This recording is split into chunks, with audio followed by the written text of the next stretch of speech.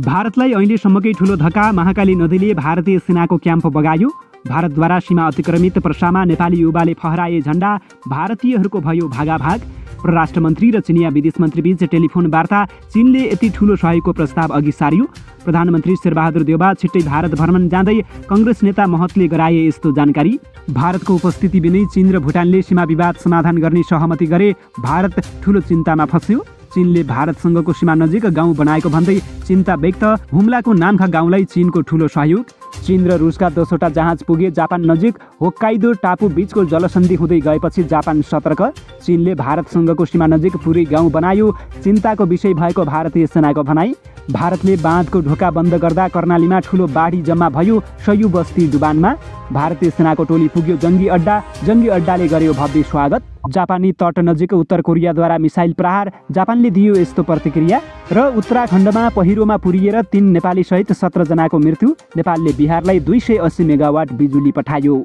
नमस्कार, ग्रेटर नेपाल टिभीले तयार पारेको न्युज अपडेटबाट यहाँलाई हार्दिक स्वागत छ। अब सुन्नुहोस् पुरा समाचार।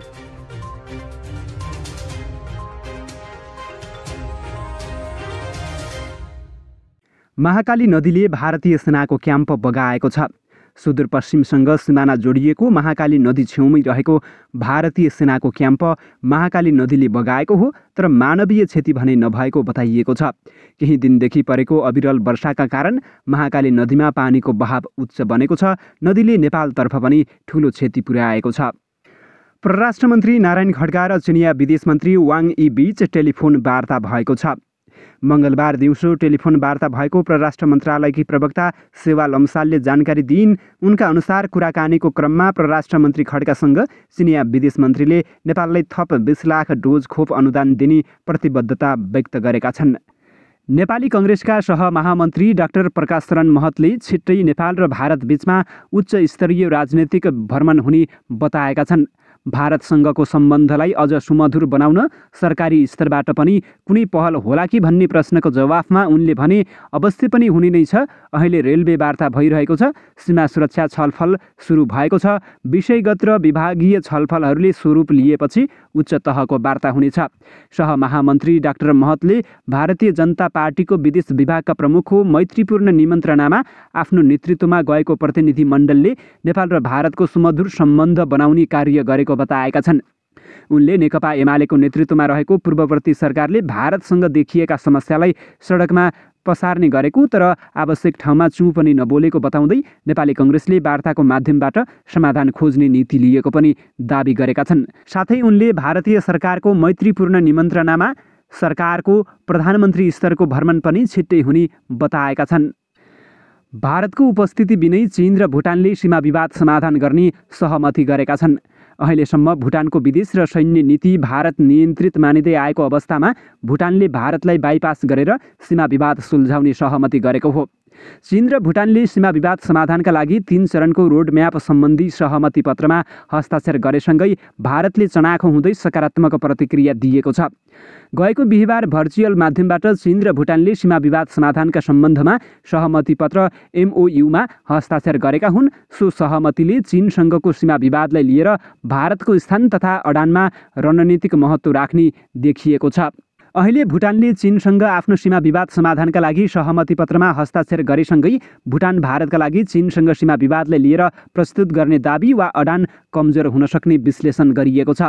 4 वर्ष पहिले भुटानले आफ्नो दाबी गर्दै आएको क्षेत्रमा चीनले बाटो विस्तारको प्रयास गरेपछि भारत र चीनबीच तनावको अवस्था आएको थियो। भारतले भुटानको दाबीमा समर्थन गरेको थियो। चीन र भारतले सीमा क्षेत्रमा सैनिकको तैनाथी बढाएका थिए।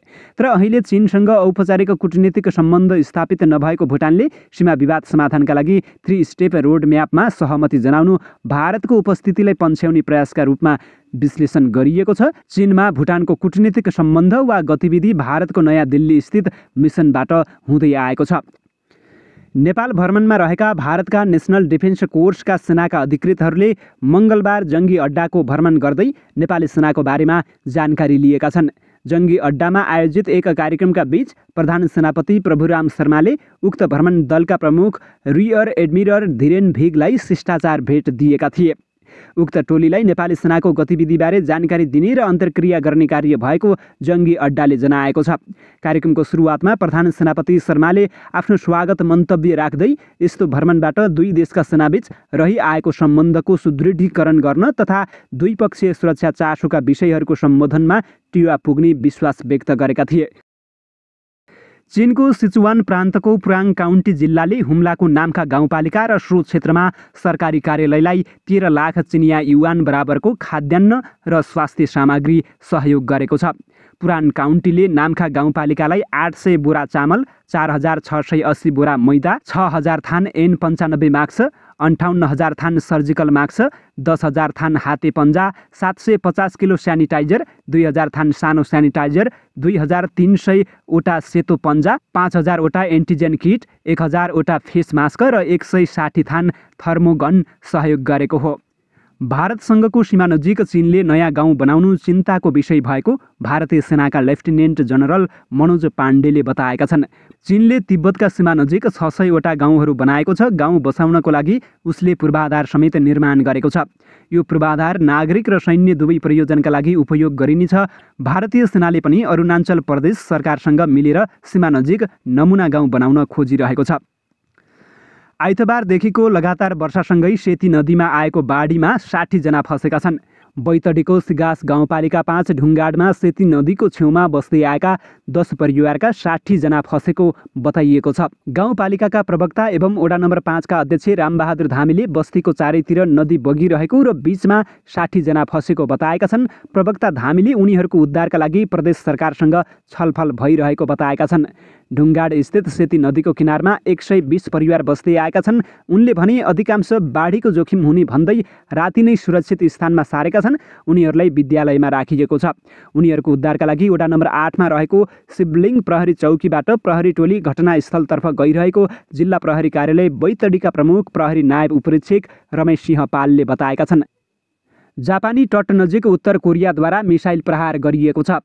जापान र दक्षिण कोरियाका अधिकारीहरूले दिएको जानकारी अनुसार उत्तर कोरियाले मङ्गलबार बिहान पूर्वी तटीय क्षेत्रमा कम्तीमा एउटा ब्लास्टिक मिसाइल प्रहार गरेको छ। उत्तर कोरियाका विषयमा दक्षिण कोरिया, जापान र अमेरिकाका जासुसी संस्थाका प्रमुखहरूबीच वार्ता हुन गइरहेको बेला मिसाइल प्रहार गरिएको हो। अन्तर्राष्ट्रिय प्रतिबन्धका बावजुद उत्तर कोरियाले लगातार आफ्ना हतियार विकास कार्यक्रमलाई विस्तार गरिरहेको छ। उसले लगातार मिसाइल परीक्षण समेत गर्दै आएको छ। दक्षिण कोरियाका अनुसार उत्तर कोरियाले हाइपरसोनिक लामो दूरीको क्रुज मिसाइल र एन्टी एयरक्राफ्ट हतियारको परीक्षण गरेको छ। चीनले लगभग 2 महिना पहिले अगस्टमा परमाणु हतियार बोक्न सक्षम एक अत्याधुनिक हाइपरसोनिक मिसाइल परीक्षण गरेको छ, जसले अमेरिकी गुप्तचरलाई चकित पारेको छ। अन्तर्राष्ट्रिय पत्रिका फाइनान्सियल टाइम्सले आफ्नो पछिल्लो रिपोर्टमा यस्तो दाबी गरेको छ। अखबारले यो समाचारमा 5 फरक अज्ञात स्रोतहरूको आधारमा दिएको छ, तर चीनले आधिकारिक रूपमा यो खबरको खण्डन गरेको छ। चीनले दाबी गरेको छ कि यो परीक्षण मिसाइलको होइन तर अन्तरिक्ष यानको हो। जे होस्, चीनको खण्डनको बावजुद यो समाचारले संसारभरि हलचल पैदा गरेको छ। अमेरिका, रुस र चीनले लामो समयदेखि हाइपरसोनिक हतियार बनाउन खोजिरहेका छन्। यसमा एक ग्लाइड भेहिकलको निर्माण पनि सामेल छ, जसलाई रकेटको साथ अन्तरिक्षमा छोडिन्छ। त्यसपछि यो पृथ्वीको परिक्रमा गर्दै आफ्नो लक्ष्यतिर अघि बढ्छ।